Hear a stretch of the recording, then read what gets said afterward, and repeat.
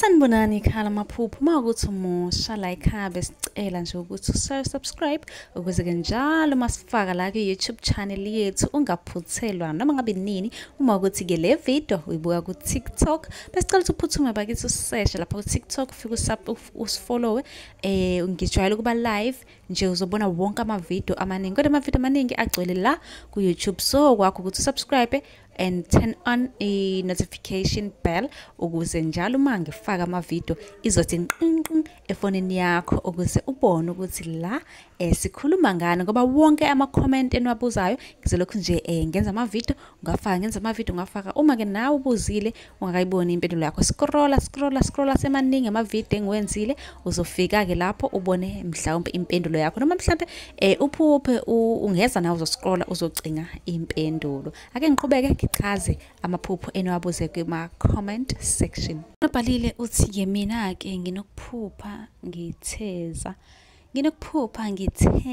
izinkuni. Ingabe ke lokho kusho ukuthini izinkuni siyazazi sonke ngizofaka isithombe la izinkuni zokubasa umlilo. Ngabe lelo phupho libika ukuthini? Ningakhohlwa ukusubscribe ku YouTube nansi link bio.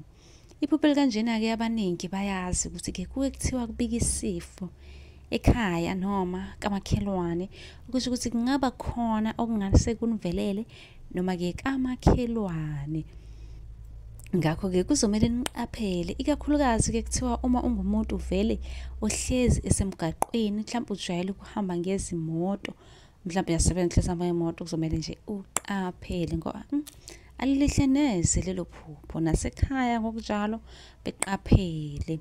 Ngabe nombuzo ke nawe ukuthi ke udinga impendulo ngicela ubuzo ku comment ngizobe sengikwenzele yake video ngiyifake lapha ku YouTube wethu ungakhohlwa phela ukusubscribe nisale kahle.